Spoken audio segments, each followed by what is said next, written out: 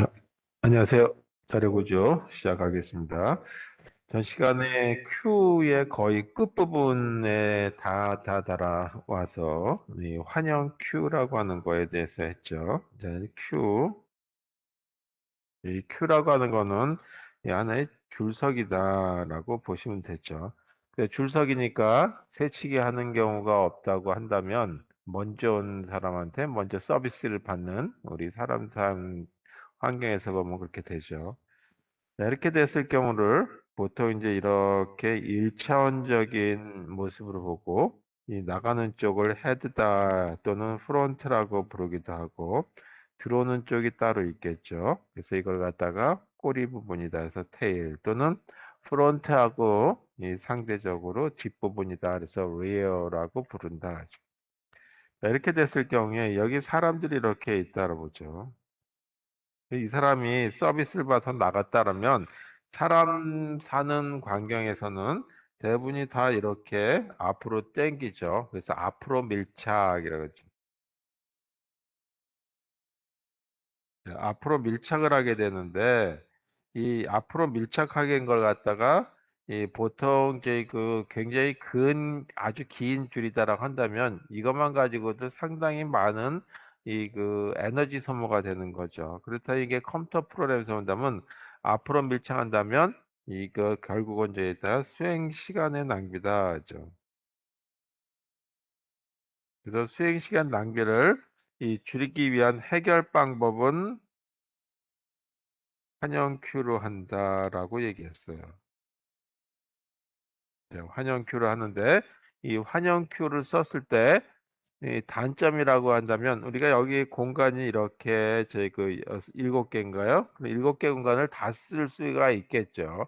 근데 환영 큐에서는 7개 공간이 있다면 그 중에 하나는 안 쓰는 낭비의 공간이 있긴 하지만 이 앞으로 밀착과 같은 그런 데서 들어가는 이제 이 수행 시간 낭비는 줄이자라고 하는 방법이죠. 그래서 이 1차원적인 구조가 아니라 원형의 어떤 모습을 가지고 그 Q의 모습을 만들어 보자라고 하는 것이 이 환형 Q라고 하는 거였습니다. 자, 그래서 다시 한번 보게 되면 환형 Q에 이 대기하는 공간이 이 6개 있다라고 하고 이 그 Q의 위치를 0번부터 해서 시계 방향으로 이렇게 그래서 Q에 이 5번 이렇게 돼 있다라고 가정하자.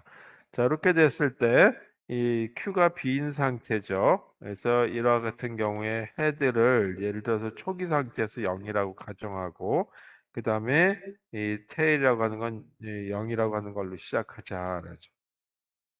그래서 자료들이 싹싹싹 들어가게 되는데 그래서 자료들이 들어가서 만약에 여기 A라고 하는 자료, B라는 자료, C라고 하는 자료가 들어가서 이 순서를 보게 되면 1번에 들어가고 2번에 들어가고 이 3번, 4번, 5번 이렇게 들어가서 실제 들어간 건 A, B, C가 1번부터 들어갔을 때 이 헤드의 위치 값은 얼마가 되냐면 요 A라고 하는 거부터 들어갔다고 한다면 0번. 그 다음에 테일은 제일 끝에 있는 3번이다. 그래서 이 A라고 하는 거에 1번이 아니라 요거보다 하나 앞에 번호다라고 하는 거죠.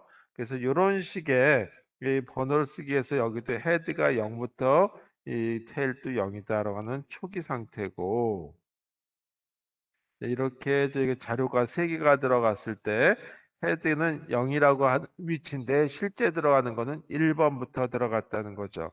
그래서 이 1번부터 들어가는 0일 수도 있겠지만 만약에 5번부터 데이터가 들어갈 수도 있겠죠. 그런 경우에 대해서 환영의 모습이기 때문에 자료를 삽입할 때와 삭제는 모드 함수라고 하는 걸 이용해야 된다라고 하는 거예요. 그래서 하나 이제 또 그러면 자료가 꽉 찼을 때 모습은 어떤 건지 보고 그리고 이 알고리즘에 대해서 보도록 하겠습니다. 그럼 하나 이 그 낭비 요소일 수도 있겠지만 이 공간 하나는 안 쓴다라고 얘기했죠. 여기가 0번, 1번, 2번, 3번, 4번, 그다음에 5번. 여기 이 A, B, C, D, E 이렇게 들어가서 이 그 0번에 해당되는 이 자료가 안 쓴다라고 했을 때 헤드 포인트의 그 포인트 값은 얼마냐면 시작 위치가 A가 들어가는 1번의 위치였다. 그러면 헤드는 그거보다 하나 앞에 있는 거. 그 다음에 테일은 맨 마지막 거가 5번으로 들어가 있죠. 자, 이런 상태를 뭐라고 했냐면 Q가 꽉 찼다. 그래서 Q는 이 full 상태다라고 얘기죠. 여기 공간 하나는 안 쓰는 공간이 하나 남아 있다. 그러면 이거는 어떻게 이제 표현되는지 하나 더 예를 들어서 보도록 하죠. 0번, 1번, 2번, 3번, 4번, 5번.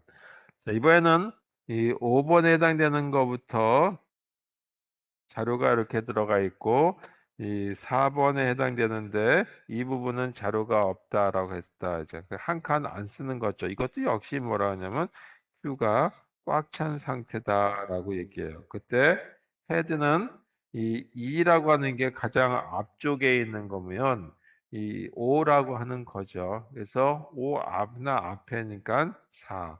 그 다음에 테일은 어디냐 하면 제일 끝에가 되죠. 3. 자, 이런 모습을 가졌을 때, 큐가 꽉 찼다라고 하는 거예요. 그래서 이런 경우에 이 그 두 개에 해당되는 함수가 있어야 되겠죠. 큐에다가 이 그 하나씩 자료를 삽입하는 경우, 테일 쪽에. 그다음에 또 하나는 하나씩 자료를 빼가는 경우, 다시 말해 서비스를 받기 위해서 이 그 대기 중인 것 중에 하나를 골라내는 거죠. 그래서 add q라고 하는 데는 하나 집어넣을 때는 어디로 들어가냐면 뒤로 들어가시오라고 하는 거죠. 뒷줄에 붙어라고 하는 거죠. 그러니까 테일 쪽을 건드려야 되는 거고 그 다음에 이 그 삭제를 할 쪽에는 앞쪽에서부터 먼저 온 거부터 해줘야 되니까 헤드가 되겠죠. 자, 뒤에다 붙일 거니까 당연히 테일 더하기 1이라고 하는데 문제는 5번 다음에 0번으로 간다. 따라서 나머지 함수를 써야 되겠죠. 여기 공간이 6개 중에 0, 1, 2, 3, 4, 5, 0 그렇게 가는 거니까 이 그 Q 사이즈라고 하는 걸 갖다가 max Q 사이즈라고 해볼게요. Q 사이즈라고 하는 걸로 나눈 나머지 함수로 이 그 계산된 거의 결과를 테일의 위치값으로 정해야 되겠다. 헤드도 마찬가지죠. 현재 헤드 바로 이 비어 있는 거 저에게 0번 다음에 있는 게 헤드니까 헤드 더하기 1을 써야 될 거고 만약에 5번부터 시작한다면 6번이 아니라 0번으로 가야 될 거란 말이에요. 그래서 여기도 마찬가지 맥스 q 사이즈라고 하는 이 그 상수값으로 나눈 나머지를 결정해야 되겠다. 자, 이때 요 예에서는 맥스 q 사이즈가 얼마냐면 6이라고 하는 값이 되겠죠. 이 예에서는 맥스 q 사이즈가 6이라고 하는 상수값이 되겠다라고 하는 거죠. 자, 이렇게 계산하는 알고리즘에 대해서 삽입하는 거 add Q와 delete Q에 대해서 상세하게 한번 동작 알고리즘을 작성해 보도록 하겠습니다. 첫 번째, 이 add Q에 대해서 보죠. 그 circular Q에서 자료를 하나 집어넣을 거니까 삽입할 자료가 캐릭터 하나의 문자다라고 가정하고 그때 매개 변수 이름을 데이터라고 한번 해보자. 그러면 이 삽입한다 또는 우리가 줄을 선다 그러면 뒤에 가서 붙으시오라고 하는 거죠. 맨 뒤에 있는 사람 다음에 따라서 제일 뒤에 어떤 거냐면 테일이라고 하는 게 가리키고 있는 거죠. 그래서 여기 있는 현재 값에다 더하기 1을 하는데 문제는 이 서큘러 형태니까 0, 1, 2, 3, 4, 5 6개 공간일 때 5 다음에 0으로 가야 되기 때문에 나머지 함수 를 구하는 모듈라 펑션을 쓴다. 그리고 그때 q 사이즈로 나누죠. 6개였다라고 한다면 6. 그 다음에 뭐 100개 달하면 100 이런 식으로 이런 상수값을 나눈 나머지가 계산되고, 그 다음에 뭐 하냐면 그 Q에다 집어넣을 거니까 여유 공간이 있는지를 분명히 확인해야 되겠죠. 그때 여유 공간이 있는지 아닌지에 대한 거는 뭘 가지고 보냐면 헤드하고 테일에 해당되는 값 가지고 본다 그랬어요. 그러니까 어떻게 됐었냐면 이렇게 생긴 것 중에 0번부터 시작해서 5번까지였다라고 했을 때 이 부분이 다 차 있었다. A, B, C, D, E 이렇게 됐다라면 헤드가 얼마였냐면 0번이었고 테일이 5번이었죠. 그러니까 요거 하나 더하게 되면 6. 그걸 나누지 6이란 걸로 나눈 나머지는 0이 되죠. 그래서 이와 같이 이 값이 똑같다. 가득 찼다라고 하는 거죠. 따라서 이 첫 번째 그 헤드라고 하는 거하고 그다음에 테일 하나 증가시킨 값에다가 나머지 함수를 구했을 때 이 그 헤드하고 테일의 값이 똑같다라고 한다면 꽉 찼다. 에 대한 검사를 해주는 거죠. 만약에 yes 조건이 된다 그러면 Q가 꽉 찼으니까 더 이상 프로그램을 수행하면 안 되겠습니다라고 하는 메시지 형태로서 Q full이라고 하는 메시지를 내보내 주자. 그리고 더 이상 진행하게 되면 결과가 잘못되겠죠. 따라서 강제 종료시켜 준다. 자, 강제 종료시켜주고 그 다음에 해야 될 것이 이제 이 그 Q에 여유 공간이 있을 때 해당되는 거죠. 따라서 이때는 값을 하나 추가시켜주면 되는 거니까 추가시켜주는 동작 아주 간단하겠죠. Q에 어디다냐면 테일이라고 하는 꼬리 부분에다가 여기 데이터 부분을 매개 변수 들어온 걸 집어넣어주면 되겠죠. 자, 이게 바로 이 add queue라고 해서 하나 자료를 삽입하기 위한 조건이다. 그 중에 이 부분이 바로 이 queue가 꽉 찼는지에 대한 검사해 주는 거다라고 하는 거죠. 그 다음에 이제 queue에 있는 자료 하나를 삭제한 경우에는 어떻게 되느냐라고 하는 거에 대해서 보도록 하겠습니다. 그래서 그 함수를 delete queue라고 하는 걸로 써보죠.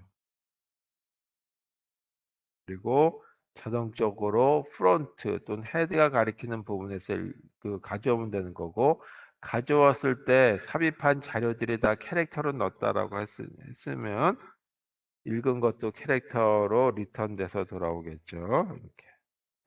그럼 제일 먼저 뭐냐면 비었는지에 대한 검사를 해야 되겠다. 이제 헤드라고 하는 거와 그 다음에 테일이라고 하는 거가 똑같은지에 대한 검사 부분이 되죠. 이렇게. 자, 그래서 이와 같이 헤드와 테일의 empty 상태인지는 이와 같이 헤드와 테일이 같은 값을 갖게 된다. Q가 비었는지에 대한 거를 검사해 주는 거다. 비어 있으면 더 이상 자료를 삭제할 수는 없죠. 따라서 꺼내갈 자료가 없으니까 비었습니다라고 하는 메시지를 내보내죠. 그리고 더 이상 프로그램을 수행하게 되면 오류가 날 테니까 강제 종료시켜 주는 거죠. 자, 그 다음에 어떻게 되냐 하면 뭔가 자료가 있으니까 뽑아가면 되죠. 아까 헤드가 어떻게 됐었냐면 현재 자료가 있는 것보다 하나 앞선 포인트 값을 갖고 있었죠. 따라서 헤드 플러스 1을 하는 값을 갖는데 문제는 0번이었을 적에는 그 다음에 이제 5번이었을 때는 하나 더 증가시키면 6이 아니라 0으로 가야 된다. 그래서 이 나머지 함수를 구해서 쓰자. max q 사이즈라고 하는 이 상수값을 가지고 나눈 나머지를 계산하고 그때 헤드의 이제 삭제할 위치가 산출되면 그 값을 읽어가면 되는 거죠. 어디서 가냐면 Q라고 하는 공간에서 이 헤드 포인트 내용을 읽어가면 되겠다. 그럼 실제 데이터가 삭제되는 것이 아니라 이 그 포인터 값만 바뀐 거죠. 나중에 그 위에다 덮어쓰기 작업을 들어가는 거다라고 보시면 되겠어요. 자, 이상으로 to라고 하는 거에 대해서 불러봤습니다. 자, 그 다음에 이런 자료 구조가 있어요. 데크라고. 이게 이 DEQUE라고 하는 이름인데 이거는 뭐의 약자냐 하면 더블 그 다음에 ended Q 라고 하는 이름이다 이거죠. 그래서 이걸 갖다가 읽을 때는 데크 또는 덱이라고 읽어드리는데 이거는 구조가 이런 선형의 제그 우리 이 Q의 모습인데 Q의 모습을 보게 되면 이쪽에서 헤드 부분에서 삭제가 이루어지고 그다음에 이렇게 해서 삽입이 이루어지죠. 그게 일반적인 선형 Q의 모습인데 여기선 양쪽 끝에서 중간은 안 들어가고 양쪽 끝에서 여전히 이 그 헤드 부분에 있어서 여기도 삽입이 되는가 하면 이쪽으로 삭제도 가능한 그 양쪽 끝에서 삽입과 삭제가 이루어질 수 있는 자료 구조를 갖다가 이 그 데크라고 해서 이 큐와 스택을 통합한 구조다라고 보시면 되겠어요. 그래서 이게 스택이라고 하는 스택은 입력과 출력의 입구와 출구가 같은 공간을 쓰는 거죠. 같은 부분을 쓰는 거죠. 그리고 Q는 입구와 출력이 틀린데 이 두 가지 스택과 그 다음에 이 그 Q의 이 그 혼합 형태다. 혼합 형태 자료 구조다라죠. 그래서 요거는 이 선형 리스트에서 이 양쪽 끝에서 삽입 그 다음에 이 삭제가 이루어질 수 있는 그 삽입과 삭제 조작을 할 수 있는 자료 구조를 갖다가 이 덱이다라고 부른다 이거죠. 자, 이와 같은 형태가 필요할 부분들이 있으니까 나중에 찾아서 이런 거 써야 되겠다라면 그냥 갖다 쓰시면 되겠어요. 자, 그래서 이 스택과 큐의 어떤 형태를 합친 거기 때문에 이거는 그냥 넘어가도록 하고 그 다음에 큐가 하나가 아니라 여러 개를 쓰는 수도 있어요. 하나의 그 큰 공간을. 그 다음에 그 스택도 메모리를 갖다가 나눠서 쓸 수도 있겠죠. 그런 경우는 어떻게 쓸 수 있는지에 대한 것도 한번 생각해 보시면 되겠습니다. 자, 그러면 이제 요 정도까지 하고 우리 7장으로 넘어가도록 하겠습니다. 7장의 제목은 추리라고 하는 걸로 되어 있어요. 이게 나무 구조다라고 하기도 할 수 있고 족보 구조다라고 할 수도 있는 어떤 계층 구조를 표현하는데 아주 편리한 형태죠. 이 추리라고 하는 거는 우리가 이 족보를 보면 되겠죠. 족보에 겨우게 되면 시조분이 있고, 그 다음에 시조가 누구를 낳고, 그래서 그 부분이 이 다음 2세대가 되고, 그 다음에 또 그분들이 또 누구누구하고 사이에서 또 누가 또 자손들이 나오고, 그래가지고 쭉 이제 그 자손들이 또 자손을 낳고 누가 누구를 낳고 하는 그런 모습이 되는 거를 추리구조다. 그래서 이 각 자료 항목 간에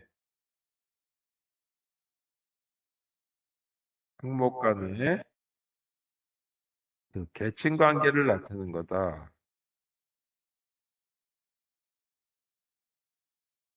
표현하는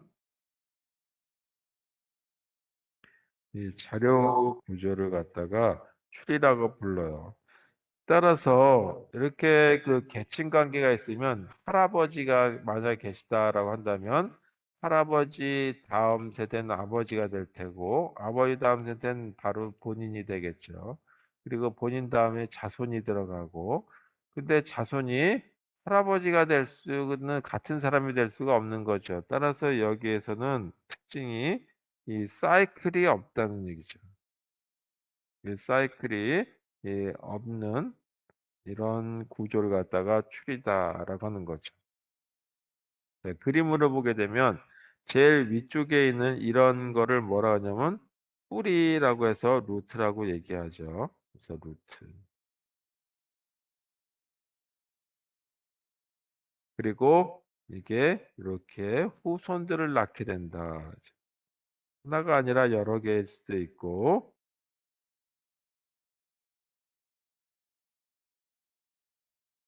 이렇게 후손들이 낳고 또 이 후손이 후손을 낳고 또 후손이 또 후손을 낳고 이렇게 될 수 있죠. 그래서 이런 동그라미들을 다 뭐라고 얘기하냐면 이런 거를 노드라고 부른다. 이거는 우리 이제 그 연결 구조에서 했던 거하고 똑같은 모습이에요. 이런 경우에 보게 되면 족보에서와 같이 몇 대 손이냐라고 하는 걸로 볼 수 있죠. 그리고 이 족보 또는 이제 그 집안에서 보게 되면 좀 일찍 이제 그 후손들을 많이 낳는 수가 있어요. 그런 경우는 이 제일 이제 그 세대 수가 몇 대 손, 그래서 그 깊게 나타나는 거죠. 그래서 여기 관련된 일단 용어부터 보도록 하겠습니다.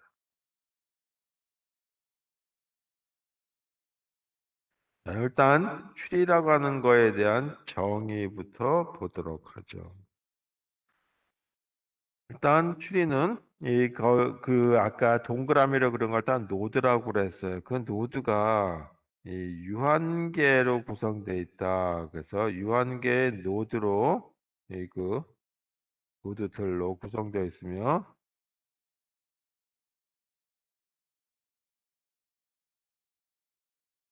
자, 노드로 구성되어 또 이런 조건을 만족해야 돼요. 근데 이 조건을 만족해야 된다. 다음 조건을 만족해야 한다. 첫 번째 어떤 조건이냐면 이 루트라고 하는 특별한 이 노드가 하나 있어야 돼요.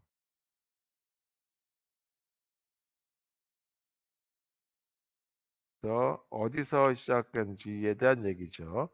근본이 없는 경우가 아니라 근본은 꼭 있어야 된다는 뜻에서. 그 다음에 이 나머지 노드들을 보게 되면 나머지 노드들을 갖다가 T1 뭐 이렇게 해서 이 구분해서 보게 된다라고 했을 때 n이 0보다 더 큰 값을 보게 되면 T1이라고 하는 어떤 이제 후손들의 묶음들 또 TN이라고 하는 어떤 후손들의 묶음들을 보게 되면 이것들로 서로 독립이다라고. 여기 같은 노드들끼리 이 T1에도 속하고 TN에도 속하는 그런 경우는 없다라고 하죠. 그래서 이런 걸 갖다가 이 파티션 됐다, 분리됐다라고 하는 거죠. 그 다음에 각 T1부터 시작해서 N까지, 다시 말해서 1부터 이 N까지, 이거는 어떤 모습을 갖고 냐면 추리 구조로 나타냈다. 이것도 추리 구조가 된다라는 거죠.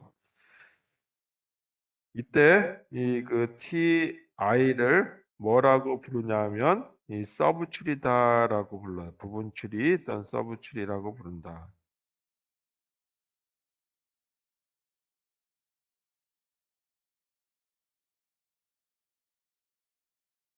SUB 추리.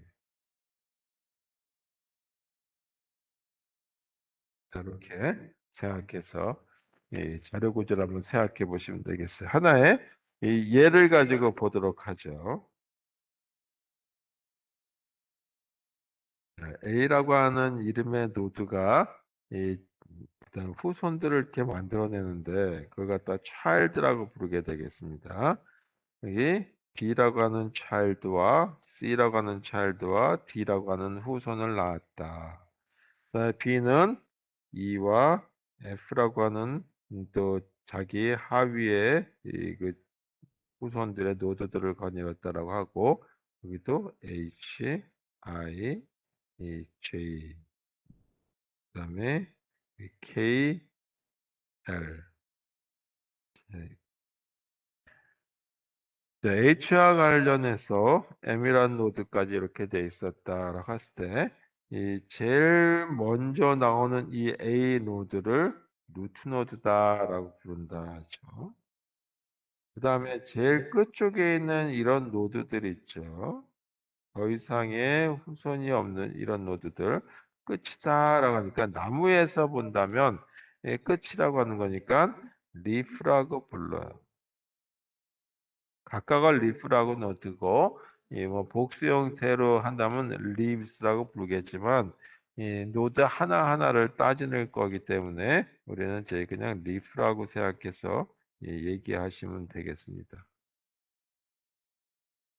자, 그 다음에 이와 같은 경우에 보게 되면 루트 뿌리에 해당되는 거니까 몇 대 손이냐라고 하는 얘기를 하죠. 그래서 몇 대 손이라고 하는 걸 갖다가 이 레벨이라고 하는 걸로 표현한다. 그래서 이 레벨 0이라고 하기도 하고 또는 나는 0이라고 하는 수가 싫어. 그러면 1로 써도 되는 거예요. 그러면 나머지 B, C, D에 해당되는 거는 0부터 시작하면 1세대가 되는 거죠. 0세대부터 시작했다 그러면 이거는 2세대라고 1부터 시작했다면 2세대라고 써야 되겠죠. 그 나머지 여기는 2세대가 되고 또는 3이라고 하는 것도 되겠다. 여기는 3이라고 하는 레벨이 되면 또는 여기는 1부터 시작했다면 4라고 하는 걸로 쓰면 되겠죠. 자, 그래서 이 보통 그 0부터 쓰는 경우냐, 1부터 쓰는 경우냐를 분명하게 명시해 줘야 되겠다라는 거죠. 그래서 저희 그 노란색으로 되는 것 갖다 리프 노드다라고 하는데 이 리프 노드들을 갖다가 우리는 이걸 번역해서 이 단말 노드다라고 불러요. 그리고 나머지 단말 로드가 아닌 거는 비단말 로드다라고 하는 게 되겠죠. 이런 것들은 이 비단말 로드, non-leaf node다라고 얘기하고 그 다음에 이런 연결선에 해당되는 걸 갖다가 edge라고 부른다. 참고로 방향이 없을 때는 edge라고 부르고 그 다음에 방향이 있을 때는 arc라고 부르는 경우들이 있다라고 하는 걸로 보시면 되겠어요.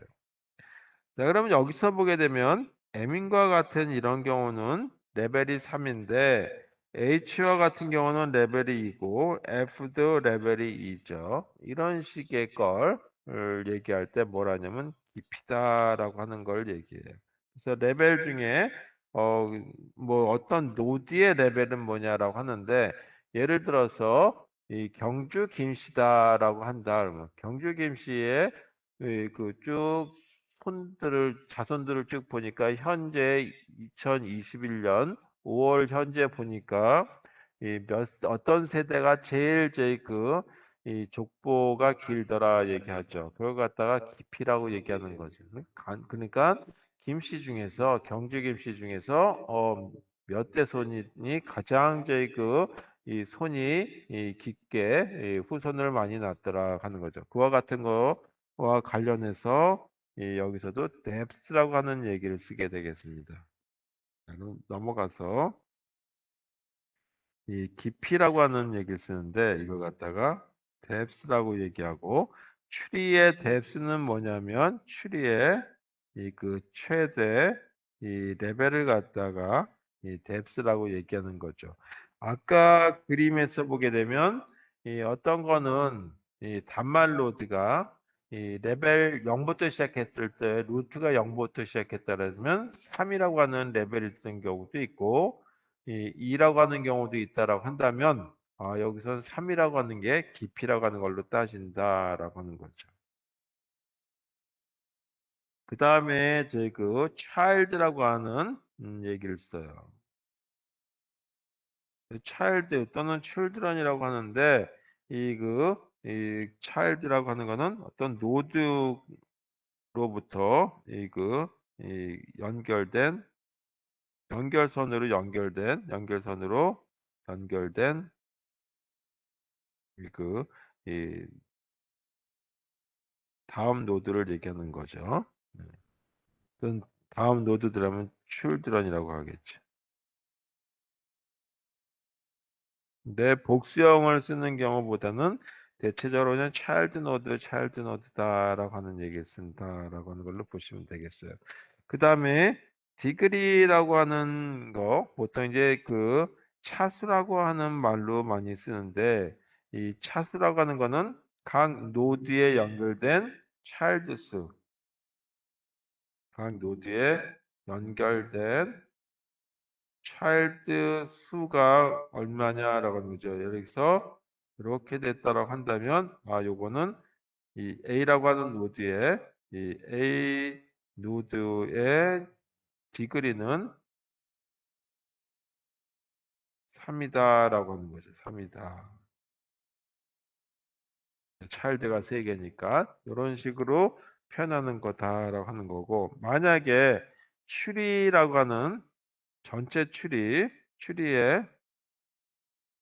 이 차수다라고 한다면 이 차수 이걸 갖다 영어로 degree of 추리라고 불러요. 예, 이거는 추리 전체에서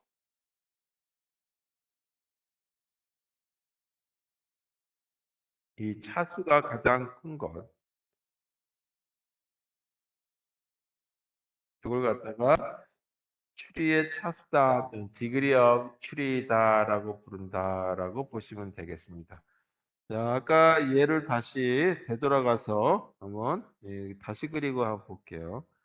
A가 있고 이 B가 있고 C가 있고 D 그다음에 E, F, G 그다음에 H, I, J, K, L 그리고 여기가 M 이렇게 돼 있다라고 한다면 이 첫 번째 그 깊이 는 얼마냐? 0번부터 시작한다면 이게 레벨 0이었다라고 한다면 레벨 1, 레벨 2, 레벨 3이 되는 거죠. 따라서 이 추리의 그 깊이는 3이다라고 하는 거예요.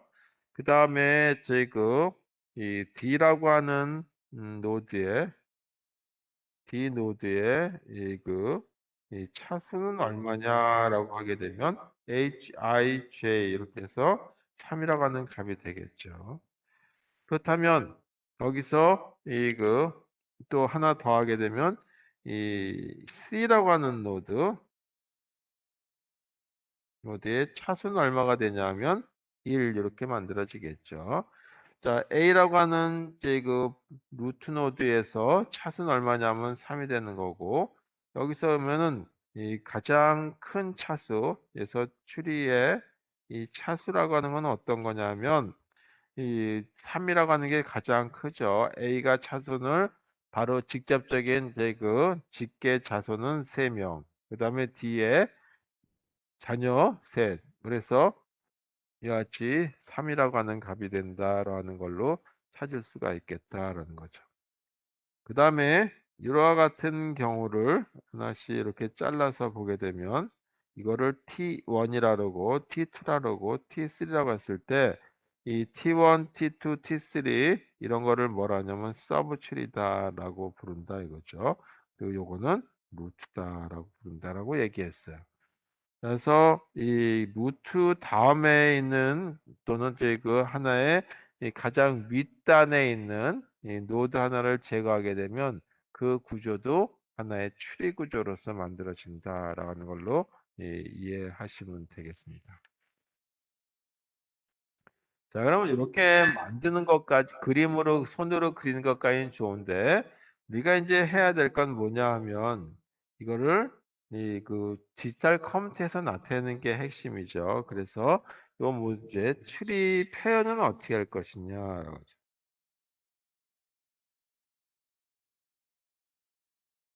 네, 이 추리 표현의 문제라고 하는 건 뭐냐면 어떤 노드는 child를 10개를 갖고 있고 어떤 노드는 child가 아예 없는 경우도 있고 또 10개보다 훨씬 작은 1개 내지 2개 갖는 경우들도 있죠. 다시 말해서 이 child의 수가 다양하다라고 하는 거죠. 예를 들어서 A라고 하는 노드가 있고 B가 있고 그다음에 C라고 하는 게 있고 B는 D 하나만 차일드를 갖고 있고 C는 E와 F라고 하는 노드를 갖고 있고 D는 세 개의 차일드를 갖고 있다.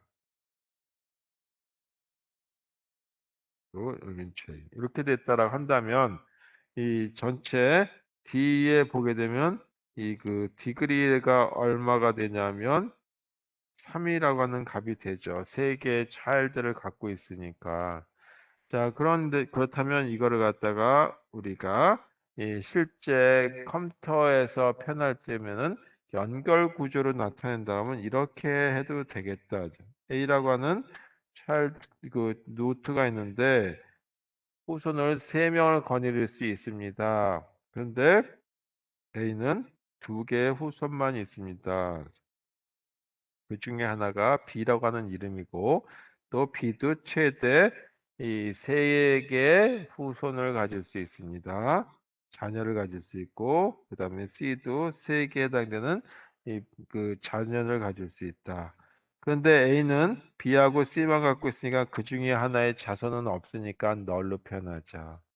자, B는 D라고 하는 자손만 있으니까 이렇게 D라고 하는 자손이 있고 D라는 자손은 다시 또 3명의 차일드까지 가질 수 있다라는 점. C라고 하는 노드도 그 다음에 E라고 하는 노드를 갖고 있는데 예, 여기도 3명의 그 다음에 C의 또 하나 노드가 F고 또 3명의 차일드를 가질 수 있다. 근데 C는 2개까지밖에 못 가지니까 나머지 이 부분은 널이라고 하는 걸로 표현할 수 있겠다. 그다음에 D에서는 G라고 하는 노드가 있고 후손이 아무것도 없죠. 그 다음에 D에서 또 H라고 하는 노드가 있고 아직까지 자손이 하나도 없다. 그리고 I라고 하는 노드고 자손이 하나도 없다. 자, F라고 하는 노드에서만 이 J라고 하는 노드가 연결돼 있죠. 그리고 후손이 아무도 없으니까 이렇게 표현되겠죠. 자, 그래서 이 가장 손쉬운 방법은 뭐냐 하면 디그리라고 하는 전체 추리에서의 디그리죠. 이 디그리가 가장 큰 수에 따라 이 노드의 이 링크 개수를 결정하자는 거죠. 자, 여기서 보게 되면 가장 큰 디그리가 3이니까 이와 같이 이 링크의 개수를 3개씩 만들어서 연결되어 있는 이 후손들의 차일드에 해당되는 걸 갖다가 이 낭비가 있겠지만 이렇게 연결해주는 방법을 쓴다 이거죠. 자, 이렇게 쓰게 되면 이 가장 단순하긴 하는데 이 좀 어려움이라고 한다면 메모리가 작은 경우에 공간 낭비를 가져올 수 있다라고 하는 단점이 있다 이죠. 그래서 이걸 갖다 또 다른 방법으로 해결하기 위해서 그렇다면 추리가 서로 간에 그 이렇게 연결되는 같은 레벨이냐라고 하는 걸로 볼 수 있다 이죠. 아니면 후손이냐라고 하는 걸로 볼 수 있겠다. 자, 이렇게 같은 학렬이고 부모가 같을 경우에 이런 걸 갖다가 형제라고 얘기하죠. 그래서 이걸 갖다 시블링이다라고 하죠. 자매란 뜻에서 시블링이다. 자, 이것도 시블링이다라고 하는 거예요. 또 시블링이냐 아니냐라고 하는 걸로 이 첫 번째 이 이와 같이 오른쪽에 있는 이런 자료 구조 디그리 가지고 할 수도 있지만 지금 하는 모습으로 또 바꿔서 표현할 수도 있겠다라는 거죠. 또 다른 방법은 A라고 하는 루트가 있고 그 다음에 B라고 하는 child와 C, D 이렇게 있다 가정하고 E, F, G, H, I, J 그 다음에 K가 했었죠 이거 응? 이렇게 돼 있었다라고 한다면 이거를 구현할 적에는 이렇게 하죠. 자, A라고 하는 노드가 있는데 A라고 하는 거가 시작이라고 하는 거에 F를 쓰고 그 다음에 A에서 이 그 다음에 연결된 것들을 보니까 이 세 개의 child가 있죠. 그래서 세 개의 child를 바로 연결하는 것이 아니라 앞에다가 자기 후손이라고 하는 거에 T라고 하는 걸 쓰고 그 다음에 여기서는 또다시 B라고 하는 걸로 시작한다라고 하는 뜻에서 그럼 B는 또 어떤 걸 갖고 있냐 하면 E하고 F를 갖고 있겠죠. 따라서 T라고 하는 걸 쓰고 그 다음에 T라고 하는 거에서 다시 이 E라고 하는 노드를 갖는 걸로 쓴다. 그리고 그게 시작이라고 해서 F로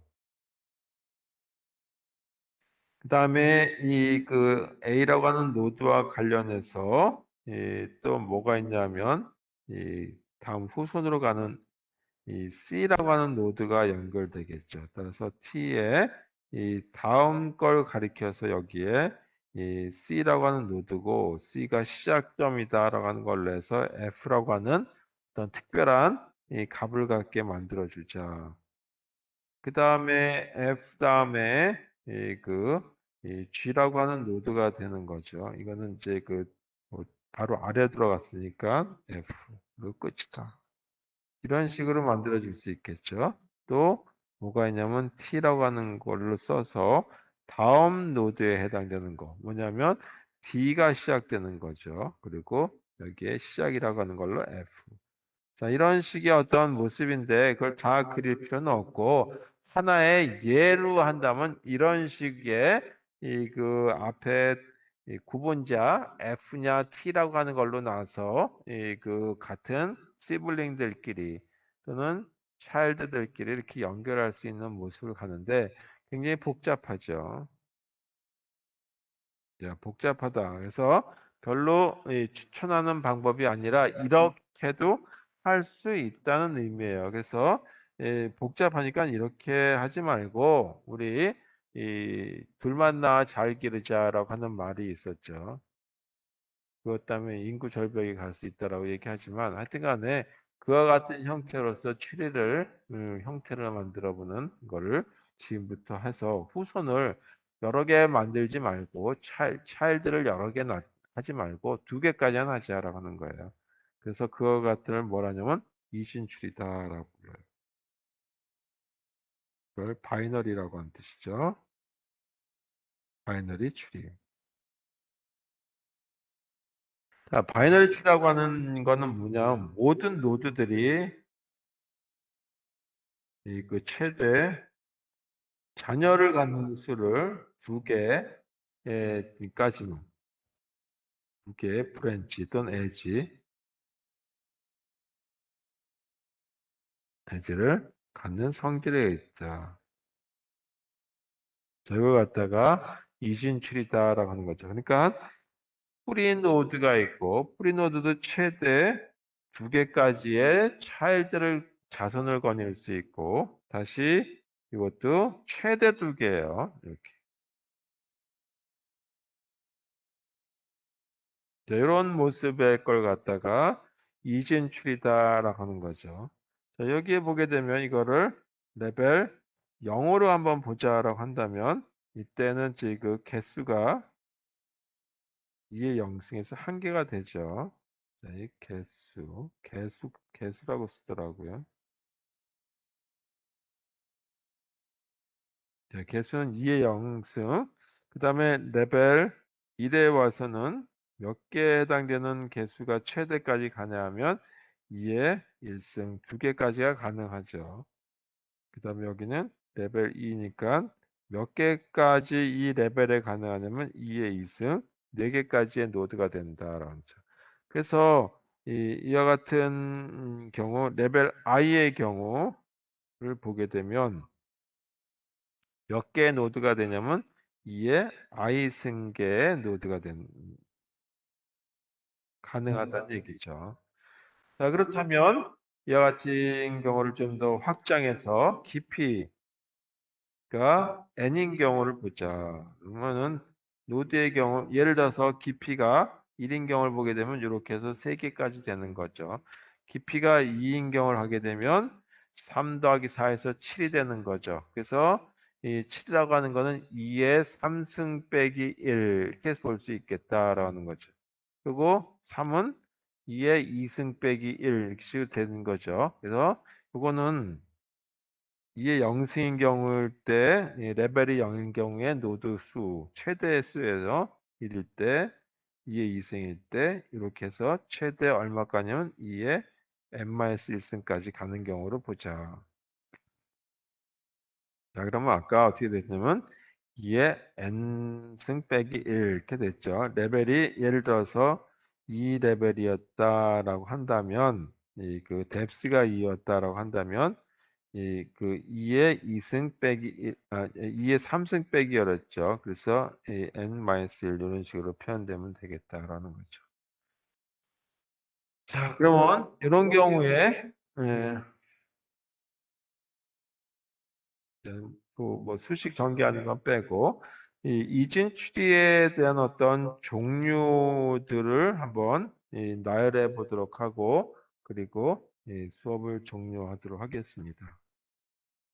자, 이제 첫 번째 full binary tree다라고 하는 말을 써요. 그래서 이걸 갖다가 이 정이진 tree다라고.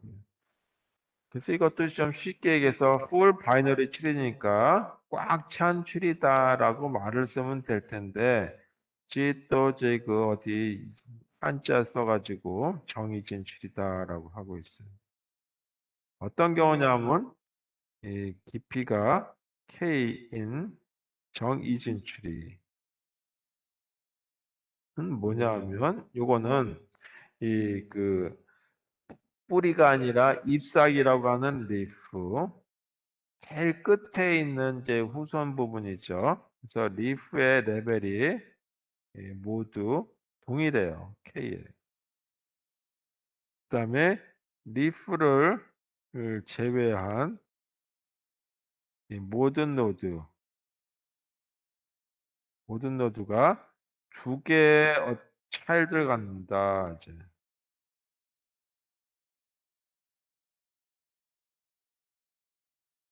구조를 갖다가 full binary tree, 정이진 추리다라고 해서 반드시 둘씩 딱딱 떨어지는 경우를 얘기하는 거죠. 이렇게 돼서 맨 마지막 부분이 리프 노드들이고 이 리프 노드를 제외한 나머지 노드들은 다 두 개에 해당되는 차일드 노드를 갖고 있다. 그리고 이와 같이 루트 쪽에서 보게 되면 왼쪽에 서브 트리 그 다음에 오른쪽에 서브 추리로 구성되겠죠. 그리고 그 왼쪽이나 오른쪽에 노드의 배치 상태나 개수가 동일한 형태가 된다. 자, 이건 정이진 추리고 그 다음 거는 또 그 한국에서 이런 걸 정의를 내리기를 전이라고 하는 말로 또 썼어요. 전이진 추리. 이거는 또 전이라는 걸로 해서 영어에 completed다.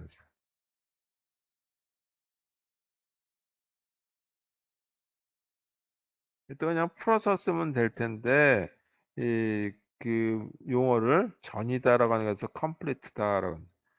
먼저 용어에 대한 정의가 어떻게 되냐면 깊이가 k인 전 이진 추리는 이 레벨이 k-1까지는 그 어떻게 되냐면 정이진치에 있다는 줄이고 줄이나 그 레벨이 K에서는 이제 그 노드가 왼쪽에서 오른쪽으로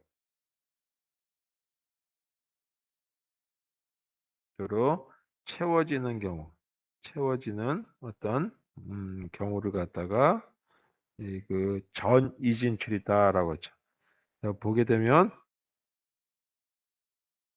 자, 이거는 정이진출이죠. 여기까지는. 그리고 이렇게 생긴 걸 갖다가 전이진출이다.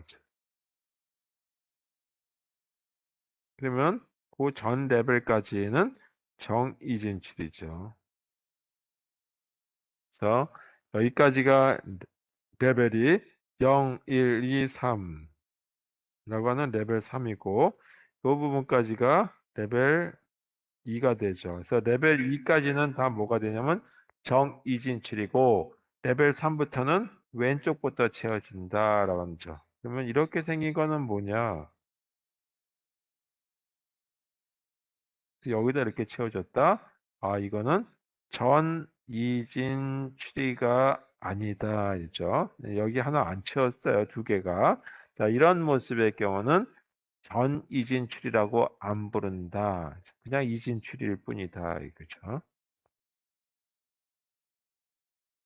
자, 마지막 그 하나 형태를 보게 되면 사향 이진 추리다라고 하죠. 사향이라고 하는 거는 한쪽으로 기울어졌다 그래서 슈크드라고 하는 영어 단어를 번역한 겁니다. 자, 이렇게 계속 왼쪽으로 또는 계속 오른쪽으로 갈 수 있겠죠.